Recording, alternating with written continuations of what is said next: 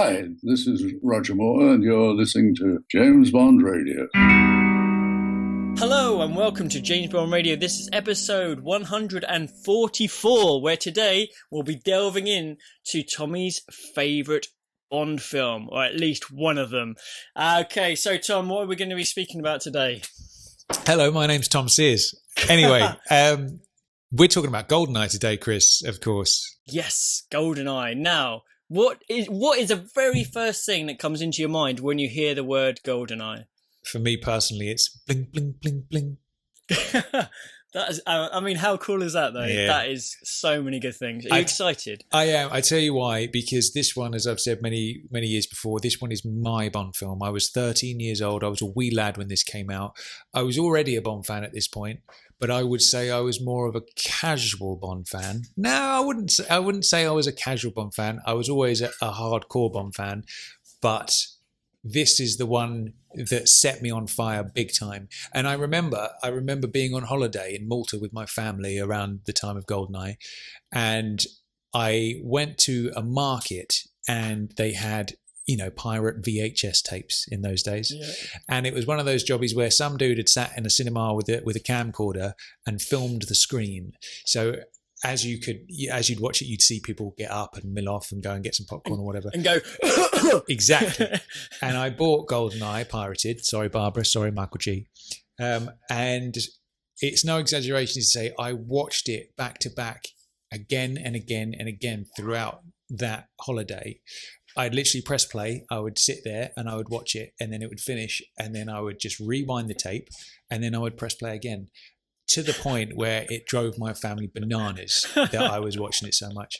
So this is a super important one for me, man. What about you? Where does it sit for you in the Chris Wright history?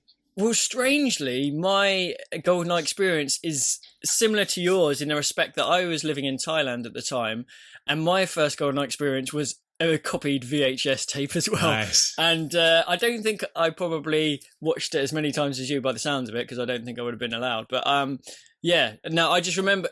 the thing is, we've got to remember that prior to this, obviously 6 years is such a long time. And obviously we had the VHSs at that time, so we did get a bit of Bond. But just how excited we are now when we get a new Bond film comes out, like Bond 25. How excited were we for Bond 24? And to not have that for such a long time, and then particularly when you're younger, because time, it takes longer in a way. Time speeds up as you get older. Yeah. So when you're like 15 or 13, 6 years is a long time. Yeah. And obviously we had to wait for it. And I remember watching it again. The quality wasn't brilliant, but being blown away from it, and remember thinking, this guy Brosnan, he is a damn good Bond. He's the Definitely. Man. Yeah. Well, I'd by this time I'd already seen it at the cinema on my 007 visits to the cinema in Newport on the Isle of Wight. I'd seen it loads, but so the VHS was my re-watchings of said film. You see, so yeah, I would never watch a pirate Bond film before I'd seen it on the big screen. Absolutely no way. But when you also consider that that 6 year gap between License and Goldeneye. For us at that stage, we wouldn't have been old enough to even see License to Kill. So it was it was a long break. And there was all the rumblings of even Timmy himself saying, I think this is going to be the last one when it came to License to Kill. Was Bond dead in the water at that point? And then along comes Brosnan, turns it all around. And away we go. So yeah, for me, this one proper captured my imagination as a kid. Brosnan was and still is my boy right there. He's my Bond. Don't care what anybody says. And I'm super excited to get stuck into this. Really excited, actually. Yeah, really? How excited again? Very much so. Yeah, okay. really much. Now, before we crack on, obviously, big shout out to Jack Lugo, who covered for us last week with, or I should say the week before, actually, because we had last week off, didn't we? With his interview with Dennis Calero with the old Casino Royale graphic novel. That was rather wonderful, wasn't it, Chris? Yeah, cracking interview, and it's good because it's sort of an area we haven't quite delved into before. And obviously Jack is a big fan of the comic books, and I think that's something we could perhaps look at doing again. Definitely. Absolutely. Yeah, I think our man I think he's just moved to New Jersey, hasn't he? He used to be a New Yorker, and now he's a New Jersey man. So I feel like our man in New Jersey will return with some more comic book related shenanigans. I feel like that's on the cards. And then of course the great JW, John Williams, from obviously the music of Bond, had a rather nifty little interview with the man who wrote Dirty Love. Now, I don't think there's a more, with perhaps an exception being me, I don't think there is a more suited person to interview the writer of Dirty Love than John Williams. What do you think? I think it suited him down to the ground, definitely. And I just love that song. I mean, it just goes with John. I think that's the sort of song that he'd be listening when he sort of rocks out at home with a friend that's come round for tea and crumpets and stuff like that. Absolutely, I think he'd definitely play that song. When JW is in the old people's home, nearing the end of his journey, he will still be playing this. And do you think he'll be a bit like George? You know, George always has the stories about the women, even though he's sort of pushing on a bit. Do you think JW is going to be the same? 1,000%. There is no doubt in my mind. Absolutely not. Absolutely. So, what's been going on?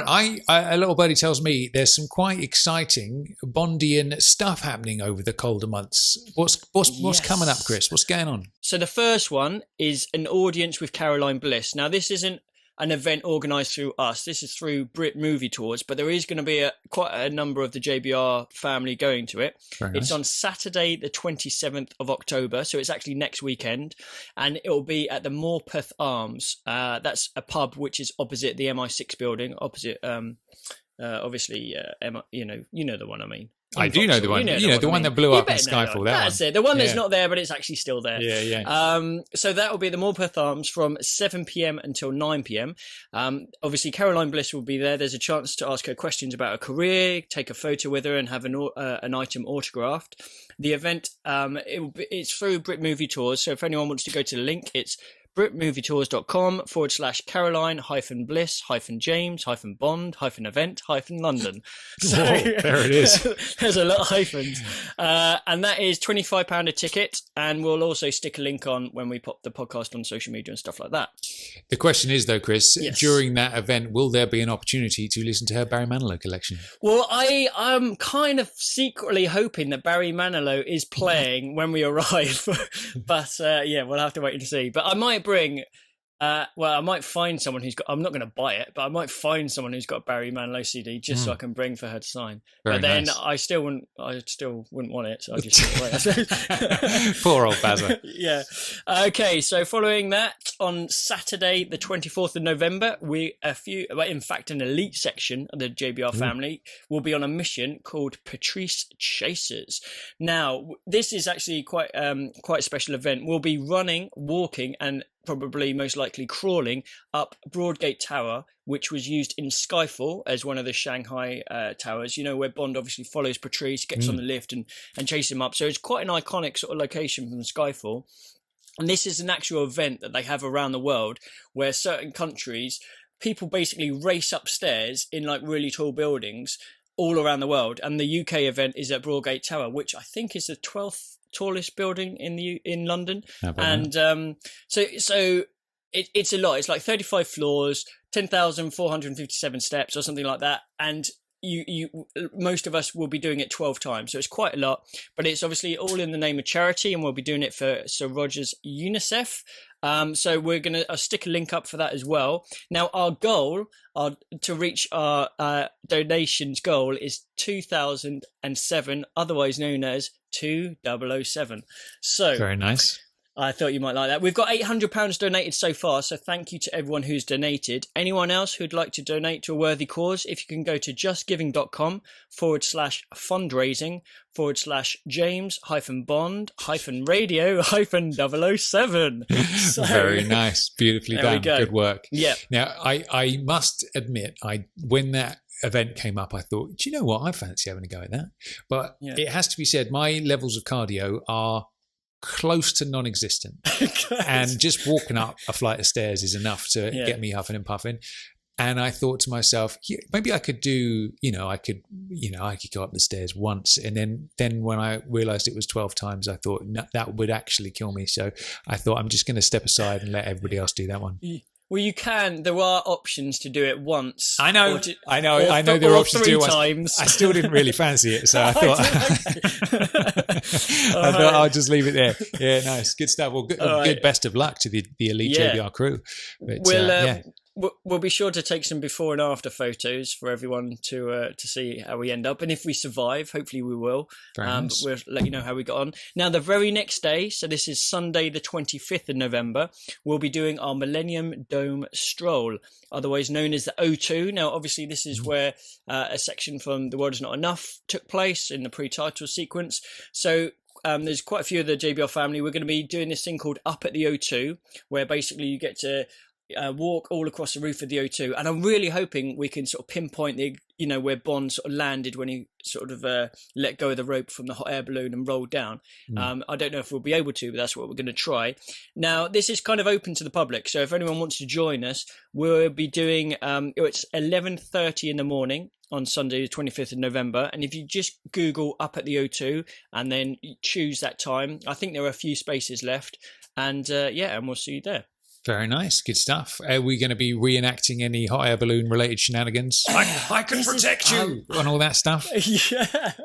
Well, if there's somehow that we can get a basket up there and like hang it from a crane, then I'm more than well up for doing that. That one might be a bit tricky. I don't know if they're going to let us roll down the roof of the Millennium Dome as much as perhaps we'd like to, but so maybe not. But we'll obviously take pictures and everything and see how we get on. Okay, and then although I haven't got this listed, we will probably be doing a Christmas meetup at some point obviously just pre-Christmas.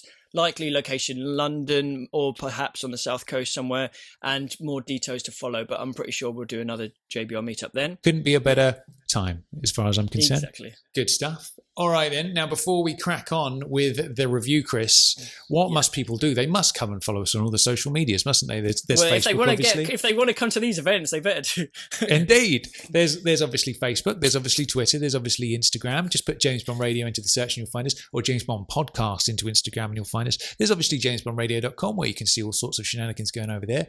There is the leave a voicemail button over on the website as well. So if you want to get involved with a voicemail, whether it's a trivia question, a quote, you just want to say hello, you got something interesting to talk about or whatever, or if you want to call Chris names, you can just click on the button over there and send us a voicemail really. Immediately. Don't know why. I don't know why they pick on you so much, but there you go. And you can send a voicemail directly through your computer or your phone, and we'll play it on the show. Good stuff. The other thing over on the website as well is the donation link. If you want to help keep the good ship JBR at sea, then that's always appreciated. Never expected, obviously. And what else is there? iTunes. Yes, come over to iTunes and subscribe on there. Even if you're not an iTunes user, it's a big help for us if you do, because the more subscribers we have and the more auto downloads we have, the higher we rank in the podcast charts and we can attract more listeners. And if you could leave us a lovely glowing 5-star review as well on iTunes, that's also a big help. So if you haven't done that yet, please pause this podcast and do so now, and resume after you've done it. Right now. Absolutely. Right now. Good stuff. Righty-ho then, Chris. Now, this is going back a few weeks now because we had some unexpected interview episodes crop up, and then we had a week off. So it's been a few weeks since we had our listener trivia question of the week. So first of all, remind me who it was from, and then we'll have a little recap. Well, actually, with the trivias, Tom, they tend to come in on the episode that we do. So today's trivia. Oh yeah, they do, don't they? They don't cross over the weeks, do they? What bellend? All right, cool, nice. So shall we have today's listener question, which is from Mr. Ruben Wakeman? Let's do it. Hello, Tom and Chris. Ruben Wakeman from toysofbond.co.uk calling. I've been listening to you from the start of the podcast and never actually phoned in. So I thought it was about time I asked a trivia question. So my question is, aside from the car, what is the next most common form of transport seen in a Bond film? I'll call back shortly with the answer. Cheers, guys. Oh, that is a good one. That is a good one, because we've not had that before, have we? We've not. I think you obviously, I would obviously imagine car is the most common one of the lot, but there's quite a few other ones that could potentially be the answer. But good question, Ruben. Nice to hear from you. I recognise that name from the social medias and stuff. So good that you've called in and you've joined the JBR party. Good stuff. All right, we will find out the answer to that towards the end of today's episode. So if for nothing else, make sure you stay tuned just to find out what the answer to that question is. So Chris, should we have a little bit of theme tune and then get stuck into some Goldeneye? Let's do it. Let's play the theme tune. Who are you? My name's Bond. James Bond. Bond. James. Bond, what do you think you're doing? Keeping the British hand up, sir. Welcome to James Bond Radio. News, reviews, and discussion of all things 007. Pussy. As you can see, I have no problem with female personality. Oh, pipe down, 007. Do you expect me to talk? No, Mr. Bond, I expect you to die. All right, Chris, I'm really excited for this. My inner 13-year-old came out in more ways than one when I watched this film. It really did. I won't go in so many ways. I know, and I'm not going to go any further. But Okay. yeah, so let's start at the very beginning, as we often do. We are clearing our minds when we watch these films and trying to watch them with fresh eyes as if we're rediscovering them again, like putting ourselves in that spot where we're seeing it with fresh eyes. We're getting rid of all the baggage and all the history and all that kind of stuff and just trying to appreciate it for the film that it is. Now, I know exactly when the last time I watched Goldeneye was, and it was a long time ago, Chris, because what happened was this. I remember watching Goldeneye on New Year's Eve of 2012. That's 2012 going into 2013. That was the last time I watched Goldeneye. Seriously? Yes. Now, I'll tell you why, right? Because ultimately, we Yeah. soon after started JBR, and I made the decision that, you know what, I'm not going to watch the films again until we get to them in the podcast so I can be extra fresh. So that is a good 6 years since I've watched Goldeneye for the last time. And it's like I said when we interviewed Lynn Holly Johnson, there is something to be said for when you have those Bond films that you literally burn into your eyes, that you've watched them so much. Sometimes I feel like you do need to have a little extended break. It's just so you can sort of let it settle a bit and then go back to it, which is essentially what I've done here. I've emulated the break between License to Kill and Goldeneye by not watching Goldeneye for 6 years. And here I am again. And do you know what?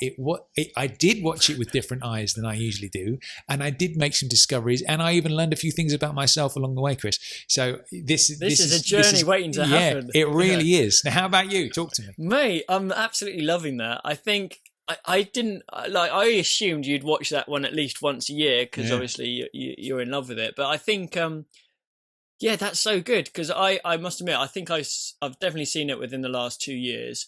I can't remember when, but it'll be really interesting. Now I'm really intrigued myself just to see, you know, what your thoughts are. You know, what if it's reignited the love, if there's anything that you like, whatever you noticed that you didn't realize last time. So yeah, for me it's great. And I was just thinking to myself, I just got shivers just playing in my head. Bling, bling, bling, bling. And it's all you need is that. And then suddenly you got the shiver and you're like, oh my God, that is just such a good start. So I'm can't wait to delve into it. I think we should start. Where are we going to start? Let's do it. We're going to start with the gun barrel, Chris. Gun barrel's out. Gun barrel's out, everybody. Tell me what you think about the gun barrel, Chris. You start. Right. There are two things that we need to separate with this gun barrel. Firstly, the visuals and then the music. Visually, completely updated. So we've got almost like this 3D look to it now. It's got that sort of polished sheen to it as Bond walks across and fires. And I really like it. I think, you know, they've updated it, but they've updated it in a classy way. It's not like there might be a film perhaps a little bit later where they tried something with a gun barrel, which I don't think quite worked. Whereas this, they've changed it, they've updated it, but they've done it in a really, really good way. And in fact, Brosnan's walk and turn and shoot has got to be one of the best out there, I think. I'm just gonna go on the record. I'm not going to say it's one of the best. I think it is the best turn and shoot. I think Brosnan has the best gun barrel of all of them. And you know, when you go back over the years, like Connery's obviously got his wobble. You know, you got Bob Simmons. Let's not forget old Bob, bless him. He started the whole thing Bit of a jump. with his jump and all the rest of it. You know, you got George, Roger, and all the rest of them. I think Pierce is the most commanding turn and shoot. You know, he's just no nonsense, and he looks cool while he does it as well. He does. Whereas I feel like I'm also going to go on the record, and I'm going to say I think some of the weakest gun barrels are some of the most popular Bonds. I think Sean's got quite a weak gun barrel, and I also think Daniel's got quite a weak gun barrel. Which is interesting, isn't it? Daniel's done quite a few different ones. Some of them seem like on slow motion, and some of them seem sped up. There doesn't seem to be that middle ground. And like the same with Connery, you mentioned the wobbly leg. I think, Brosnan absolutely solid with his gun barrel. So what do you think about the music then? Because obviously this is Jesus Christ. It's not started off well. I love everything about this movie apart from the musical accompaniments. I'm not a fan. What I like with my gun barrels is, I think my favourite ones, you know, you either get a burn, or you just get a and it's either one or the two, isn't it? Yeah. I think I prefer the second one. I prefer when it's just the three notes of the Bond film. It's sexier. It's more like, you know what I mean? Yeah. That's what I want. What I really don't want is this. Can you play it for me, please? Like in terms of, you know, mouth it to me how it is, because you almost can't, can you? It's no, well that's it. You could, like with typical sort of classical movie scores, you can just do the and all that kind of stuff, and you know what's going on. But this is so processed and so electronic, and there's nothing wrong with electronic, but in the way that David Arnold would do it, where it's kind of layered in amongst the orchestral stuff.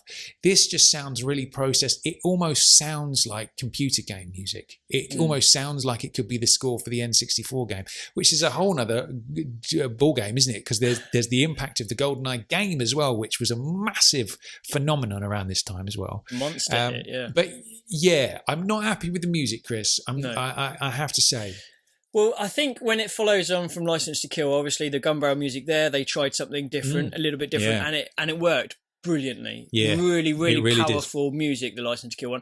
I don't think I'm as against the gun barrel music from GoldenEye as you. I'm not a huge fan of it compared to a lot of them, but I think there are music in the film that comes later on which makes this part seem really good. like the gun barrel music seems great compared to certain stuff that comes later. So I'm not a huge hater of this music. It is different, and I actually don't mind it, in all honesty, that particular thing. I don't think you can compare it to License to Kill or Your Eyes Only or any of the other sort of slightly changed ones. But yeah, so we got the start. We got the gun barrel. Brosnan looks good. The music we're not too sure about. Let's just take a moment to remind ourselves that this is a new Bond. We're in a new world, Chris, with new enemies and all the other things from the teaser trailer that I've forgotten. But this is a new rebirth of Bond, and this is the first glimpse of this new Bond. We've got this dude appearing in the gun barrel, looking the dog's bollocks. It has to be said. Absolutely. Performing what I think is the best gun barrel performance out of everyone, out of the whole shebang. That's a great start. Let down a little bit by the score, obviously, but great start. Talk to me about what happens after that. The iris opens out, as it should always do. Opens out, definitely. And we've got that wonderful shot of the soaring plane over this massive dam. And we're like, straight away, you know, visually, it's beautiful, isn't it? You know, it just looks fantastic. And then obviously we've got our man Bond. We don't know he's Bond as yet, but we think it might be. We've got a sneaky suspicion. Yeah. But we don't, obviously, they do that classic thing. They don't show the face straight away. So this is what we like, particularly, like most of them, not all of them, but most of them, that's how they're done, obviously not Rog. So we see him running across the top of this dam. Oh my God, Tommy, I absolutely love this bit. So you obviously, like, he gets to the point where he clips the carabiner onto his shoe, gets the rope down. And just that moment, in fact, there's two amazing shots. There's one, which is almost like an aerial bird's eye view, where quite high up, where you just see him running across the top. And it just shows you the expanse, the size of the dam, and just, you know, it really hits home how big everything is. And then there's that shot where he just stands, and it's just over his head. And he sort of stands, settles his feet, slowly looks up, and then his arms go out and he does that swan dive. And it's one of the best things I've ever seen in my life, I think. Like, as soon as I saw that, I was like, I have to do that. It made me want to do a bungee jump. It looked like the best thing I'd ever seen. And the fact that it cuts and you just hear the wind and he holds that swan position, which is not easy to do, the whole way down until he has to get the gun out.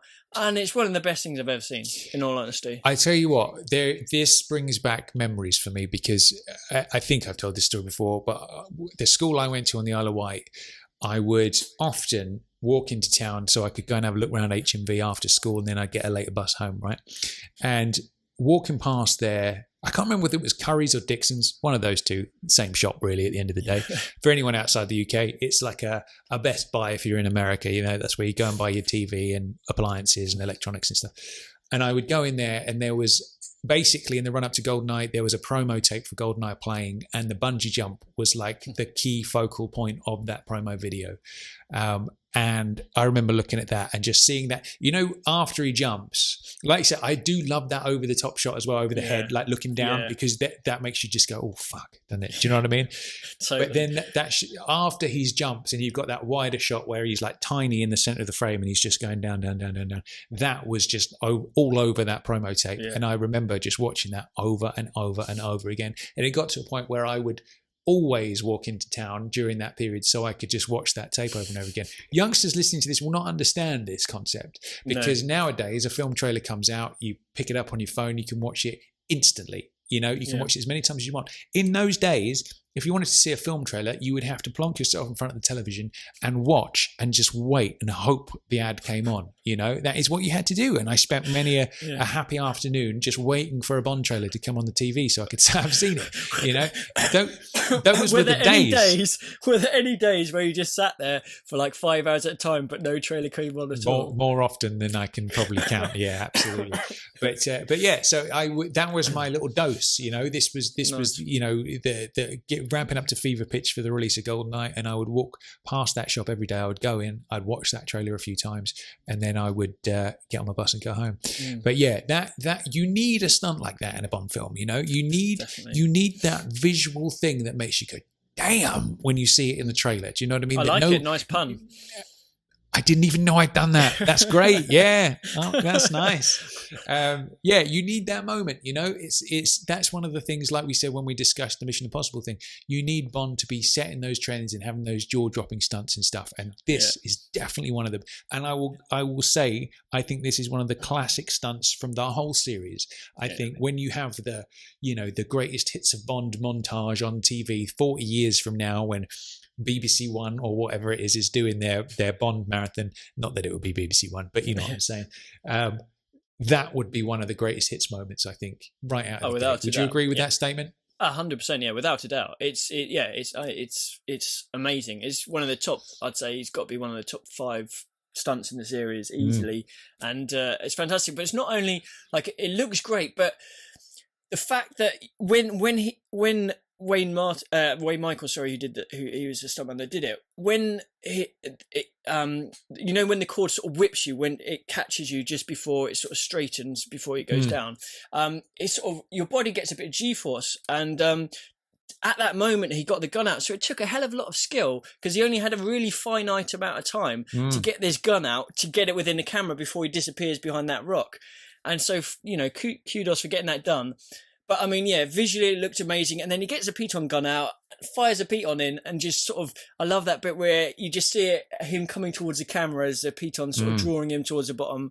And then, and then you get the whole Archangel chemical weapons facility thing. Yeah, I tell you what, one of the things that is is my favourite thing about Bond is Sneaky Bond, and we've got Sneaky Bond in bucket loads in this pre-title sequence, and I would love to see another Sneaky Bond pre-title sequence because they're all the best ones, Goldfinger, Living Daylights and Goldeneye. Those for me are the greatest pre-title sequences because there's an element of Sneaky Bond in there. So there's that. Now there's another interesting angle as well, Chris, which is I think this is the only Bondian flashback in the whole series. Am I right in thinking that? I think, very briefly, if you think Majesty's when he's looking at the window of Tracy in the Avalanche, that's kind of a flashback. You know, I when he's suppose in it M's is, office. but It's only a small one. I But I know suppose- what you mean. Yeah, Yeah. it's you know, In it's, terms of it's a proper full proper Yeah. sequence. We've never seen a 9 years later in a Bond No, film. Do you know what no. I mean? It's quite a unique thing, isn't it? Totally. So there we have it, and Yeah. he ages very well, doesn't he? Does Brosnan's Bond? Yeah, certainly. So what do you think then? So the first time he uses the laser, cuts in the hatchway. We see a guy on the John reading a newspaper. Yeah. And obviously they're in sort of Russia and Russian soldiers everywhere. So the first time we see Brosnan's face, he's upside down, does the line, and knocks the guy out. Do you think that's a good intro for Brosnan? Mate, one of the things that I noticed this time round, which I didn't necessarily pick up on in the past, is that this is a much lighter Bond, isn't it? Especially when you compare it to now, right? And I think one of the key things one must not forget is this was 1995, and it was a different world back then. It really was, you know. It wasn't until, like, I would say I might be wrong in this, but I feel like the first film that really came out that embraced the darkness. You know, we've gone through a period where it's all about being dark and gritty. The first film that really embraced darkness was the Batman Begins. That was the first one I came out of, and I was like, oh, that was like a blockbuster movie like that. It's like a tonal shift, wasn't it? That everyone then followed. Basically. Yeah. And I think that was the first one, and then everybody sort of followed suit. You know, I feel like maybe even that contributed to Casino Royale with the whole Begins kind of angle or something. But yeah, so there is that, and I think the media would say, "Oh, it was pre 9/11, so everyone was happy before 9/11 happened." And maybe there is some truth to that. And because when I think back to the 90s, it was a very positive time. You know what I mean? There was none of this, economic collapse. The world's about to end from global warming. There was none of that stuff going on, and it was just generally speaking a more positive, happy time. And I think this film reflects the times more than one might think. And as well, you got to think, man, this is getting on for 25 years ago, right? And that's insane, isn't it? Right? And when you also think that, okay, so let's go 25 years before Goldeneye. That's 1970. That's between Majesties and Diamonds Are Forever. Think about how different those films are compared to Goldeneye. From what Goldeneye is to, Casino Royale, well, obviously that's a few years ago now itself. Spectre, but to what those films are now. And it's really a whole different tone, and it's quite interesting. But this, which I will talk about once we get past the title sequence a little bit more, this is one of the things I learned about myself, Chris. So I remind me to mention what I learned about myself. I will. And we'll bring that back up. But yes, I like it. It's nice. Is it that you like to read newspapers on the John? Well, these days I would be on my phone, you know what I mean? I'd be playing Doodle Jump or something. But I like it. It's like we often say, the first time you see your Bond, a new Bond, it kind of like sets a bit of a tone, doesn't it? Completely. And I think this perfectly sets Pierce's tone as the light-hearted kind of Joker Bond, So very, very briefly, you got Sean in the casino, classic. Obviously George, when you see him, they do the sort of mirror thing and he's on the beach and then chasing after Tracy. Rog, you see him and he's in bed the first time, fits his character perfectly. Tim, Gibraltar parachutes in, you get that whip round of his face and like it's pure action and that suits him. And then Brosnan, we got him with a nice little comedy moment. And I think you're right. I think it really does set the tone for the type of sort of Bond we're going to see for the next sort of 3 or 4 films. So big time. Interesting. Big time. So, I will say one thing though. Go on. This whole part now, like Brosnan looks so good. Like when we're talking about the sneaky Bond, when he's going around this sort of chemical facility, whatever it is, and he's in the shadows and he's wearing all black. He's got the black hair, and there's moments where you just see his eyes. And he just looks so rad. He really looks brilliant in this scene. I have to ask myself some very serious questions about my persuasions during this sequence. I really do. I thought I'd have that figured out by the time I was 36, and I watched Goldeneye, and I'm not so sure. No. But he looks the business, and I think this is one of the things. Fuck it. This is what I learned about myself in Goldeneye, right? I need my Bond to be a lover man, right? These are my favourite Bondian things. I need him to be a ladies' man. I absolutely need that, right? And also, I need him to look the business, right? And Pierce looks the business. They should go hand in hand, really, within the film world. Totally. He looks the business, and he's a full on ladies' man at every step of the way with this. And that for me is what was missing from the Tims. That's what I didn't get from the Tims. Those two things, you know? Yeah. And just seeing him moving through this facility, all dressed in black, silenced PPK, sneaky Bond, looking the business. Dude, I'm 100% behind this geezer. 100%. And not only that, we get to see 006. So this is fantastic. So obviously, Bond kind of gets startled and then, you know, says, I'm alone, and aren't we all? And it's great. So this is the first time where we've seen, well, obviously Living Daylights, he's sort of on a training mission with two others, but this is the first time we get him and another 007, 006, like a proper full-on mission that we can see in detail. And you know, we love the other double O's when we see them, and I think it's done so well here. And like Sean Bean is a brilliant choice to play Trevelyan. So at the moment, basically, they then kind of do sneaky Bond together. They go through, shoot a scientist. They end up in that massive sort of area where there's sort of containers of chemicals and all this sort of stuff, and basically they're about to set mines, aren't they, to blow up the facility, and they've set it for 6 minutes. But by this point, Oromov and all the guards rock up and they've shot out this window, and they come out with your hands above your, how original, and all that sort of stuff going on, which is quite good. But then I tell you one thing I found out about GoldenEye. Go on. The dialogue in this film is banging. It is absolutely spot on. And I don't think that gets perhaps the appreciation it should. Like the dialogue between Bond and 006, the dialogue between Bond and Talia later on, there's just some really, and Zukovsky, there's just some really solid, it's a really solid script actually from a dialogue point of view, which like so many good lines, but not pushing it to the Die Another Day cheese levels. You know, there's a hint of cheese, but it's done in a classy way. Yeah. And it's a shame that not all the films are that level dialogue-wise, I find. This is one of the things I love about this film so much, is that Bond is so flippant and like and witty again, and there's that real sense of humour. You know, I compare it to George in Majesties. Do you know what I mean? Like going across the bridge when he's at knife point, you know, Mystery Tour, and all that stuff. There's that flavour again, you know what I mean? And I fucking love it. I really love it. And a lot of the lines in this, man, I love it. You know, when he's in the car in a minute, when, you know, Xenia blasts past in the Ferrari, and who's that? It's the next girl. And all that, man, it's so good. I gave him the limp. I love all those moments. I love them all, deep and hard. Anyway, right. Okay, so we've gone off track. So Urumov turns up and he's got 006 under gunpoint, and Bond's like, but basically he shoots 006, and Bond thinks that's it, and you can see the pain on his face as well.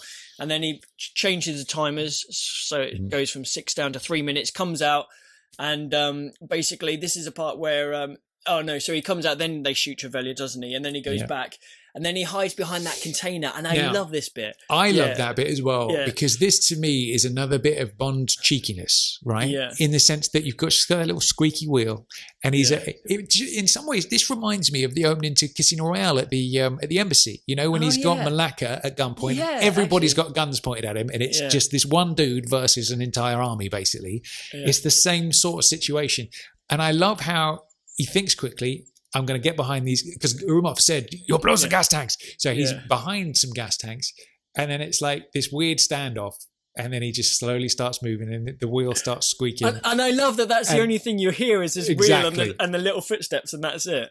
That is a beautiful moment. I do like it a lot, And then you get the guard that just can't take it and shoots, and then Oromov just turns around and shoots and kills him. That's brilliant. I love that bit as well. And so basically he gets to the conveyor belt, and Oromov's like, you know, you can't win. And then I love that bit where he sort of jumps on it and then fires at the hatchway, which opens, and then all the canisters or the barrels like fall out on all the guards, and as he goes back, it's just a really, really wicked scene, isn't it? It is. I do like it. Now I tell you what, right, this is the one bit where I'm like, I wish they'd have done this a little bit differently. I know. Now obviously you've got Bond's out on the airstrip now, the plane's starting to take off. He takes out the dude on the bike, gets on the bike, which is all cool. That's all cool. Getting in the plane, getting in the bike, that's all good. Yeah. You get the Brosnan run though, don't you? You do get those elbows up, son. That's it. Cool. You know what I mean? That's it. Lovely. Arumov comes out with all his cronies, and then essentially he's like, wait, because there's nowhere for him to go. There's just a cliff edge there. There's nowhere he's going to go. Now, I remember being at school and everybody ripping the piss out of me for this scene, because ultimately you see what happens. The plane goes over the edge. Bond goes over the edge on his bike, which I like that bit. Is brilliant. That looks bit cool. Is brilliant. Yeah, I like the way definitely. the bike drops down and Bond's in that sort of like diving pose. That's great. Where it's like, is when it's blatantly superimposed, and then, he comes into the plane, does the old Brosnan pull the stick back, which is, he likes a bit of that, doesn't he? He does that in the next film. The old stick, and away he goes, right? Yeah. That to me is just, even though, since it has been proven, you've seen that YouTube video with the dudes on the wingsuits. Do you know what I mean? They Which literally is why do it would have this. been nice if it had done for real, but obviously, Well, there you go. then. That would have been nice. But I feel like the right way to have gone would have been bike all the way up to the end of the runway. He just jumps into the plane as the plane goes over the edge, because you could have done that. Do you know what I mean? You'd have done that, and you wouldn't have needed the superimposed stuff. Yeah, and it would have just been that little bit closer to the reality. Because I remember people ripping the piss out of me at school, and I would be like, "But he's got training. He's a 00. Of course he can do it." And just people wouldn't have any of it. And I thought if they'd have just shaved it off a little bit and had him jump in the plane as it goes over the edge, that would have been the better way. Do you know what? I remember thinking exactly the same thing, and my initial sort of way around it would have been he still had the piton gun, and as he jumped off he fired the piton gun into the plane, and that kind of helped him get towards the door, but that still wouldn't have worked. That was one idea, but I like that idea of him diving out, even if he doesn't dive into the plane, if he can dive out and hold on to like one of the wing stanchions or something, and then you can cut to him just climbing in, would have made a lot more sense. I think from a stunt point of view, that's incredibly dangerous and incredibly difficult to do. I mean, there's me sitting here being like, this is what they should have done. Obviously, there's some logistical issues involved there, and it would not be me on the bike, so I can tell you that right now. So, fair enough. So you're in the plane then, yeah? No, I'm a room off. I'm way back on land. Yeah. I think where it suffered is where they do that full scene of Bond and the plane together, it lasts so long. Yeah. And you think to yourself, well, that cliff top can only be so high. The amount of time they're in free fall, it would have been like 2 miles high or something stupid like that. So I think that should have been cut down, definitely. There's also the bit when you see from the cockpit's perspective where it's like, and it's it would almost vertical. It would blatantly crash, and then obviously he pulls the stick in the plane and does a somewhat impossible turn in order to do it. Exactly. So they could have done that a little bit. There are still things in this day and age, though, that I think we will cringe a little bit looking back on in years to come. For example, perfect example is Skyfall. On top of the bazaar on the motorbike with the digitized face. That. To be honest, that looked a bit shit in 2012. Do you know what I mean? So there are those things that we just kind of gloss over a little bit, I guess, in terms of that. But it doesn't look that bad when you take into account that it was 95. But when you compare it to the opening bungee jump, you can't, can you? You can't, that bit flying off is brilliant. But like you said, if they could get, even if he got so close to the plane that all it did was cut to a fake shot on green screen or blue screen of Brosnan actually climbing into the plane like super quickly, that would have worked better than what they did, I think. But what is nice is once the plane has been turned, you get that lovely shot where it's just flying over, and then the Archangel thing blows up and stuff, and that's a nice little moment. And you see the dam and stuff. All is forgiven, right? Because as he's flying off, the thing is exploding. Ding, ding, ding, ding. Oh, Jesus Christ. There is something that little riff does to me that is both sexual, and that's all of it. It's just a sexual thing that happens to me when that kicks in. Bling, bling, bling, bling. And then the explosion becomes like the gun barrel-y effect. Your explosion or the explosion? Both of them, Chris. They both happen at the same time, which is the best thing to possibly happen. And that kicks in with what can only be described as a sex groove, bing, bing, bing, bing. Oh, dude, this song is right up there with my all-time favorites, man. It just gets me on a deep primal level. What do you think? I'm behind you 100%, man. Oh, the vocals are brilliant. I think Tina Turner, like obviously that sexy riff is brilliant, but Tina Turner's vocals are like real powerful without being super loud, if you know what I mean. It goes from being like a sexy, sultry vocal at the beginning, moving through smoke and mirrors and all that kind of stuff, to like balls out Tina Turner, or like, you know what I mean? It sort of moves towards that. I think this song is amazing, and like obviously way back in the day, we managed to get hold of the Bono demo tape, didn't we? Where Bono's kind of singing it and stuff. Yeah. He did a bang up job, I would say. Let's have some more from Bono if that's the level he's going to deliver. That's the level. I mean, fantastic. So, what do we think of the actual titles themselves? So, these obviously Daniel Kleinman's come in now, so it's his sort of first go at the title scene. So we see a lot of sort of a Russian flavour. They're bringing up that we got hammers, we got sickles, we got stars, we got girls like just sort of smashing into statues with the hammers and stuff like that. For me, it's a really, it's a change from the Binder style. Yeah. But it's done in a classy way. Again, I think I'm a fan of these sort of titles and the way that it's kind of how they've developed and progressed a little bit, and I think it works really well. It's definitely a step forward, isn't it? It's definitely an update in the sense that when you look at the older ones, there's a lot of silhouettes and blues and stuff during the 80s, and this one is very much like there's fully featured characters like the ladies with the hammers and all that kind of stuff. They're not like silhouettes anymore, really. They're kind of, it's a definite step on, and I think you need to do that. I think what we said when we reviewed License to Kill, wasn't it, that it was kind of like that title sequence was just a bit like it was kind of like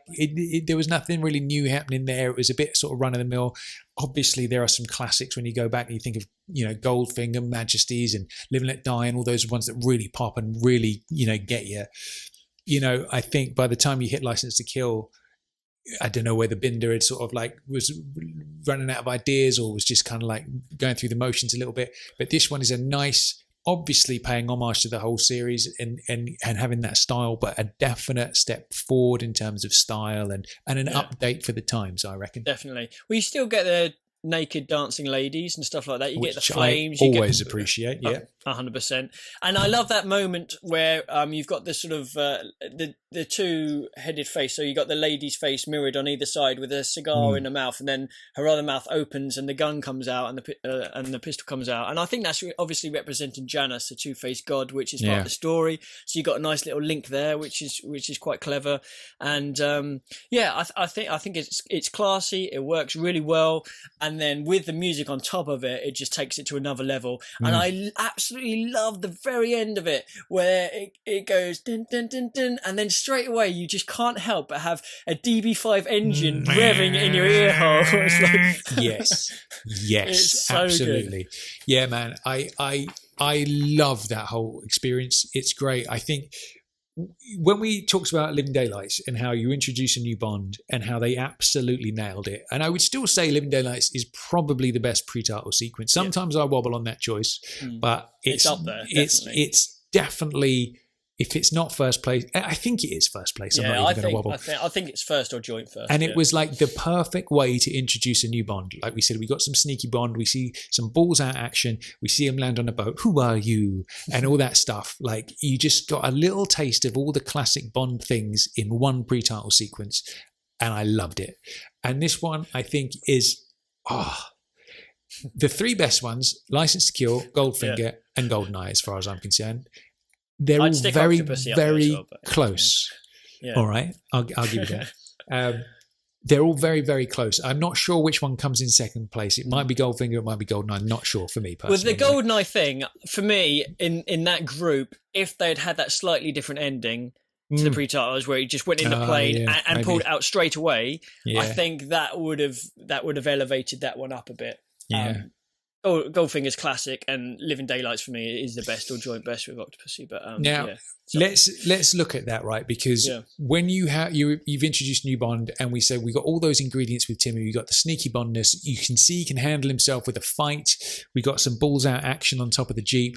The parachute jump, landing on the boat, ladies' man at the end.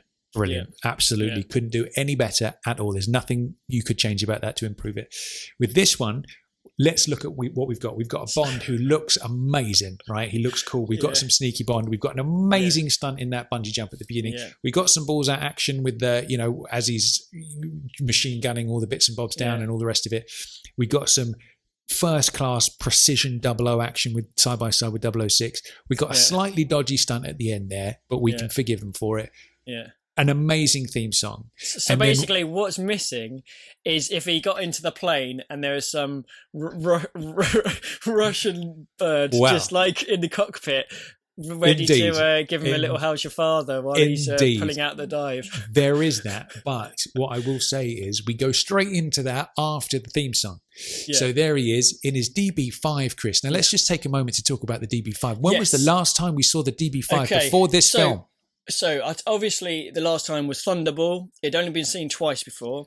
Thunderball, Chris. Now, just one moment for everybody listening, especially the youngsters, right? Yeah. The DB5 is used every 5 minutes these days, right? I'm not complaining. I love seeing the DB5, right? But let's not forget how special that would have been in 1995 to see Bond behind a fucking Aston Martin DB5 after 30 years. Thunderball, Chris. Yeah. Well, this is what I think it's been a bit too oversaturated, the DB5, which is a bit of a shame, but I think, I mean, bringing it back for GoldenEye, absolute genius. And the way it's used in this scene is fantastic. This is Bond's car. This is his go-to car. I think it's brilliant that they chose to do it. But the fact that we've seen it so much lately, and I've had enough of it now, Tom. And I know that seems so bad, but where's the originality? Come on, we need to. It's almost used as like a nod and a wink, isn't it? It's like, you don't need it though, because it's every car. time. I know. Yeah, absolutely. Casino Royale, brilliant. It wasn't in Quantum, was it? Have I had a brain fart? It wasn't in Quantum. Or was it in Quantum? It wasn't in Quantum. All right, that's good. Let's not have it in Quantum. Yeah. Let's definitely not do the bit with the machine guns behind the headlights in Skyfall. We could. I'll let you have that. I'll let you have it in Skyfall, but let's not have it in Spectre, because that was, let him drive off in something else at the end. You know what I mean? It's just there just to be like, there you go. Here's a little elbow. Yeah. So yes, I agree with you. It's over. It's over. I kind of don't want to see it again, in a way. At least not for 30 not for a years. While. Well, anyway, so that ties us in perfectly with this. Let's just take a moment to absorb that concept. Yeah. Right. You've got Connery's Bond. Yeah. You've got this iconic car in Goldfinger that becomes the most famous car in the whole world. You see it briefly at the beginning of Thunderball, and then you don't see it again for 30 years. You got, various other Aston Martins along the way, but not that one. And, Roger comes along and he has his Lotus, which is a great Bond car for the 70s. Love it. I'd love to have one of those myself, especially if it turns into a submarine. And then you have Dalton, different Aston Martin again. So it's still in the family, but it's not that one. Yeah. Then we have GoldenEye after a long break, after a period where everybody's like, Bond is over now. Like, you've even got the Bond actor himself saying, this is the last Bond film. Didn't do well at the box office. 6 years of nothing. New Bond, new world. Everyone's saying Cold War's over. There's no place for Bond in the world anymore. And then he rocks up in his DB5 to put his middle finger up at everybody who doubted him. Yeah. That, my friend, is a genius move. And you know what makes it even better is he's equipped with a BMW Z3, which had all the publicity. I remember it. It was all over the papers. It was like, Bond is driving a BMW in the Z3. And it's actually not, compared to the type of car that Bond would normally have, it's not all that good by any stretch of the imagination. But, that was given less screen time than the DB5 was, I think, or at least around the same, if not less. And it just elevates the DB5 even more, in my opinion, just comparing it to the other car later on, which we'll obviously review in a couple of episodes' time. Absolutely. But dude, that whole opening sequence, like, this is like you stepped into classic Bond again, right? Let's look at what's happening. She's been sent out to evaluate Bond. He's driving along. He's misbehaving. He's flirting with her the whole way. She's losing it. Xenia comes past in a Ferrari. Immediately makes me think of Goldfinger when he's burning along in the Furcad Pass. That's what I'm trying to say. Yeah. And obviously, you know, Tilly Soames comes along and there's that whole thing and Discipline 007. It's that energy of Bond being a lover man, you know? He's driving along, he sees a beautiful woman drive past. How Fleming is that? You know what I mean? Yeah. He wants to give chase. In this case, he does give chase, right? Yeah. And all this interplay with Xenia. I love how when like they come to that little pass and he just like waves her through and ladies first and all that. Oh God, I love that, man. It's so flirtatious and so lover man Bond. I love every moment of it. Some would say, well, the DB5 would never keep up with the Ferrari, blah, blah, blah. It's true. But let's not worry about that. But also, don't forget, Xenia's not there just to race past him and say goodbye. She wants to be part of the fun as well. So she's probably not pushing the, you know, Ferrari to its limit. She wants to be a part of it, doesn't she? That's true. I love that part where she sort of spins off the road. They get, you know, they come across this sort of tractor or truck or whatever it is, and she spins off, and you just see the F355 kind of spin, and then the way it kicks back in, and the back wheels just get traction and drive off. I love that bit. It looks so good. But yeah, and she's loving it as well, isn't she? Being really flirtatious, you know, flicking the hair and all this sort of stuff. And then Caroline, she's just like, ooh, ooh, ooh. And all that was a very good impression, actually. That was very accurate. Yeah. Now, with all of that said, yes. Sadly, there is one element to this sequence that can just I can't be dealing with it, Chris. I know what you're gonna say. I know what you're gonna say. I was waiting and for it to come up. it's nothing to do with what I'm seeing on screen. No, I love all of that. So I even love Bond's cravat. I love. I love everything. He looks great, man. He looks good. What I can't be dealing with. It's not something that you can see. Is it something that you can taste? It's not. It's none of something the other you can senses. Smell. No, it's not that. It's not. It's none of. It's not a taste or a smell. It's this not a touch. God awful noise that's coming in my ears.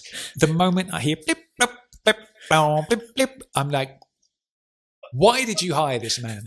Because that is not what happens during this sequence. You don't play that kind of music.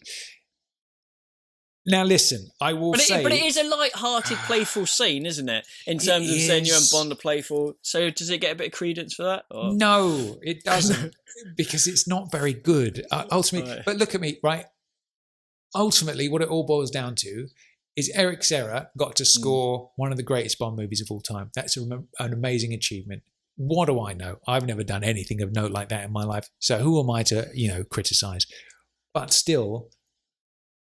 I struggle to understand why one would put a musical cue like that over this sequence. It's so unsuitable. It's offensive to me. That's such a good word. Yeah. Okay, well, weirdly, and I've mentioned this before, I don't actually mind this music. Good Lord. I'd love to see it rescored with something a bit more action related, maybe even a version of the Bond theme or something, I don't know, but I'd like to see it rescored just to get a different feel for it. But I do actually don't mind this track just because it is lighthearted and it sort of mirrors as playfulness, I think. So for me, it's definitely, I wouldn't hate it anywhere close to the levels that you are obviously infuriated by. But there is a musical cue that we're going to get to later on, which probly irritates me just as much as this one does for you. So, all right. We do have some sort of similarities. Yeah. All right. Nicely done. So yes. So far, I'm fully on board with this, Chris, apart from the score, obviously. But, there's this moment where he does the old handbrake, pulls at the perfect view moment, pops open the little bit in the middle. There's a bottle of champagne, bottle of bolly and a chilled bolly in a glass ready to go. And he leans over and we haven't seen a lover man Bond like that in a while. I suppose the last time we saw it was during the pre-titles of A View to a Kill with Bond and the lady in the iceberg Kimberly, little submarine thing. Oh, I tripped, I fell. All that stuff. And I what I've learned about myself is I need that element in my Bond. It's one of the reasons why I really love the Spectre pre-title sequence is that, moment where he's smacking out on her, throws her on the bed, she looks up, I'll be right back, and out the window. Yeah. Like, that is the Bond I need in my life. Do you know what I mean? Just that total womanizing bastard. That's what I need from my Bond, This is, I love it. I really love it. Talk to me about the casino bit, because I've gone about this for ages otherwise. Well, just briefly, I wanted to mention there's that part with the Ferrari and the DB5 going down, and when ladies first, and Ferrari pulls off, and they get to the row of cyclists, and they end up tumbling like dominoes. Yeah. So there is the rumor that Martin Campbell was the head cyclist in it, but it is actually not him. I have found out. Okay. It is actually a French stuntman whose name is Patrick Cordelier, or something along those lines, who looks, he definitely got a resemblance to Martin Campbell. I still think Martin Campbell is in Casino, in the airport scene, but I believe this one is definitely not him. But anyway, just so I say that, because I think we might have mentioned that before. Okay, so on to Monaco again. Like Brosnan, pre-titles, looks amazing. In the car, looks brilliant. Now we've got him in the casino, DJ on, rocking it, looks superb. He just fits in so well to that whole environment, doesn't he? Yeah, it's like George in when he walks down the stairs into Casino. That same sort of presence, that same sort of working well within the setting is exactly how Brosnan works in this scene. He's got a presence to him, man. He's got a presence to him. And it must be said, Brosnan is a stunningly, strikingly handsome man. He really is. Like, as I'm watching it, I'm like, damn, dude. Like, that face is like chiseled by the hands of the Lord himself. Do you know what I mean? If he wasn't a film star, he would have to be some kind of supermodel or something, because that dude's not going to be having a job down the local chip shop, is he? Ever? I don't think so. No, do you know what I mean? Not. Yeah. And it's just, there's something about that, like the way he walks into the casino, he fits right in with that sort of, that if you go to Monaco and you stand outside that casino, which I have done, it just, there is some sense of magic in that area with all that wealth around, ridiculous wealth in Monaco. And Bond has to come from a world where obviously he's not from or maybe he is from super wealth. I don't know. Skyfall seemed like a pretty well-off house, didn't it? But you know what I mean? He's not really from that world like most people would be, and he just, but he can obviously handle himself within that world. And I think the Brosnan does it very nicely. Were you? I have to ask. Were you imagining yourself as Brosnan when you were in Monaco? Of course, yeah. Yes. I had a shorts and t-shirt on though, so I didn't look anywhere near as cool. I saw a photo of it the other day, and I have a Sonic the Hedgehog t-shirt on, so I'm nowhere near as cool as Brosnan is. But here we go, right? So let's talk about this. We've got Bond at the casino table, right? Classic, absolutely classic. Opposite Xenia, bit of Shemmy, right? And all there is, all there is in the dialogue is just innuendo after innuendo after innuendo. There's just this flirtatious dance happening in the language that they're using. And I love every second of it. Talk to me about it. Again, though, not in an overly cheesy way. Like, it's done with class and style. And I think the character Xenia definitely helps. Like, if you compare her to the character of Jinx in terms of when they've got the byplay, it's just totally different. And here, it just works so well. So you've got the whole, I hope the third is where your real talent lies. And, she's playing on it and asking what sort of drink. And, she'll have a vodka martini too, straight up with the twist and all this. And it just really works. And you can tell they're trying to size each other up at the same time. Like he mentions about the counterfeit license plates, and she's like, "Oh, what rank do you hold?" And he's like, "Commander." And she's like, "This one's an admiral." Oh, I like a girl who enjoys pulling rank, and it's like fucking brilliant. I love it. It is so good. It is like a perfect play-off of flirtation between the two of them. But that underlying thing, like Bond always does when he goes to visit a villain, and he just prods the bee's nest a little bit just to kind of get a reaction. It's a little bit like that, but there's obviously more of a sexual vibe in there because it's flirtatious with Xenia. That's it. I love old Chuck Farrell coming up and sort of like trying to give Bond the brush off and all the rest of it. As if that would happen, but indeed. But yeah, and then what we've got is that little bit where obviously Bond kind of walks. There's that open air kind of sort of theatre thing with the mime artist, which I really like. It's like a bit random, but it just adds that extra little layer. It feels very Bondian for some reason. I don't know what it is about that, but I feel like that stuff happens in like, I could almost feel it happening in some older Roger films or even some Sean's, just some randomness like that. But there's just something very Bondian about it. I can't even put it into words. But yeah, so we got. I love seeing Bond doing a bit of spy work here. He's obviously keeping his eye on them, seeing when they go. He's got his little monocle thing that he monocular, I suppose you'd call it. Monocular, yeah. And zooms in. Now, this is what I really like as well. Okay, He's obviously he sees him get on the boat, and then I'm going to have a little picture of that. Goes back to the DB5, print out coming out of the stereo system. Already. Yeah, lovely. Yeah. Call coming in from Moneypenny. Now, already what we've got here is we've got loads of like classic spy tropes happening, like, and especially classic Bondian tropes. We've got, Bond being super flirtatious in the DB5, flirting with a lady. Bond at the casino table being all super flirtatious. Then he's sitting in his DB5. He's got a message coming in from Moneypenny, Chris, and he's tailing. He's got the dicky bow on. It's like I think what this film is like a greatest hits package of Bond. It's like all those great things that we've known and loved about Bond all over the years, kind of like wrapped up into this lovely, neat little bundle. And this film so had to be that. Do you know what I mean? It so had to be that to like reset things and like bring back Bond up into the modern day and just get rid of all the doubters.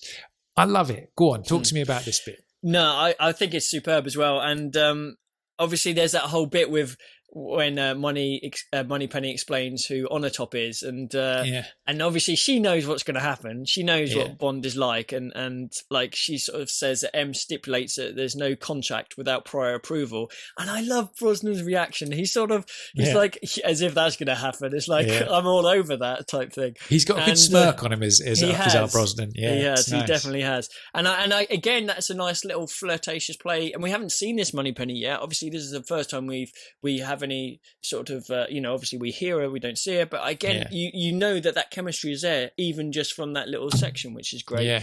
And then we get to that scene on the Manticore. So we've got Xenia and Chuck Farrell. Now I remember watching this, obviously I was probably in my late teens, and with my parents, and my grandparents, it might have been, walked in on this particular scene, and I remember thinking to myself, I don't know what they're thinking, but like I was so embarrassed because obviously she really goes for it. But again, this is brilliant.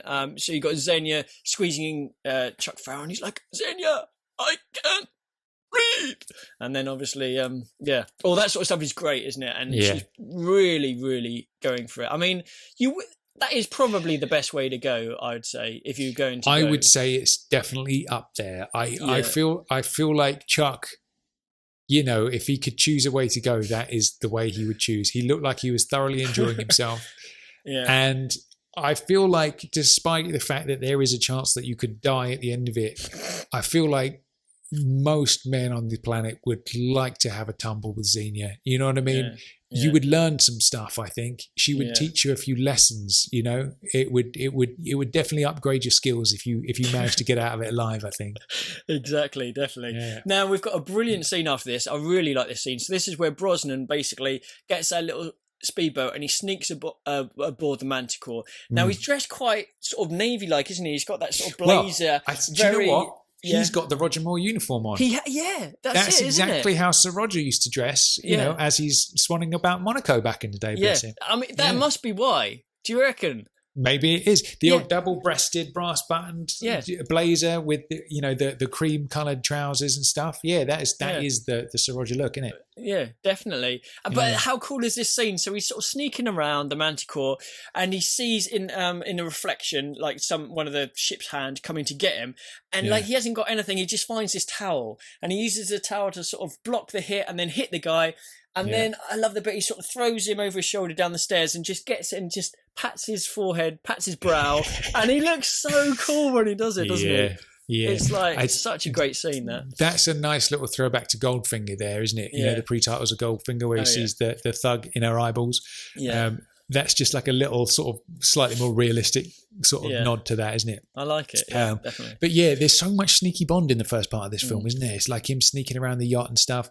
Obviously goes into the bedroom, finds Chuck in the cupboard. What do you think about the way he just falls out with a... I do. It's very comedy, isn't it, man? It's not like when you look at Daniel's Bond and how sort of like hard-edged that is, and compare it to like the death of Edmund Slate in Quantum of Solace, where he's just bleeding out on the floor.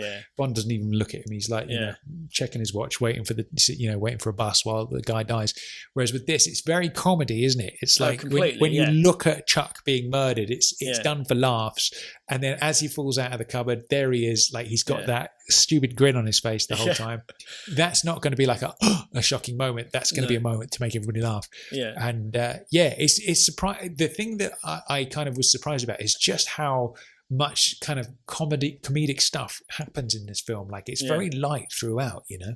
Totally. But yeah, so you've got that little sequence where the two pilots come out and they're about to get in the helicopter. Xenia's waiting there for them. That's so good, isn't it? Very much so. That's very old school, isn't it? That reminds me of Octopussy as well, where at the very, very beginning, where she comes along in the Jeep beside the van that Bond's in, and all the guards are like, give her a little smile. Yeah, you know, that's old school action movie trope. I have a message from your friends back at the barracks. Indeed. Like, I think I've gone to heaven. Not yet. Indeed. It's like, it's brilliant. Love it. And then obviously they steal the helicopter. Bond does a runner, tries to catch them. Obviously he gets stopped and away goes the helicopter from Monaco Bay. Absolutely. That's it. So next up then we go to Severnaya, which I don't think is a real place, is it? Yes, it is. Is it? Is it really? Perhaps not the weapons control centre, but the actual town of Severnaya is a place. Is it? I always thought, I was about to say John Williams isn't going to be happy because, you know, Severnaya isn't real, but it is a real place. Well, I believe so. I'm going to get on the old I'm pretty sure it is. Yeah, it must be. Holy shit, there it is, Severnaya. Yeah. Are you going to go? Should we do a JBR tour there? Well, I feel like a JBR meetup is in order, Chris. There's a location that let's zoom right out. Does it have a big satellite dish? We can. I bet it's there. It is. Can you see it on the screen there? That's easy to get to. We'll right smack bang in the middle, just north of Kazakhstan, if anybody's interested in taking a little trip. But there we go. So we're introduced to Natalia and Boris at work. Yep. Now, what's your first impression? Well, again, it is pretty light-hearted and humorous, where you've got the whole, the password knockers, bust for brains and all this. They're right in front of you and can open very large doors. And it's like...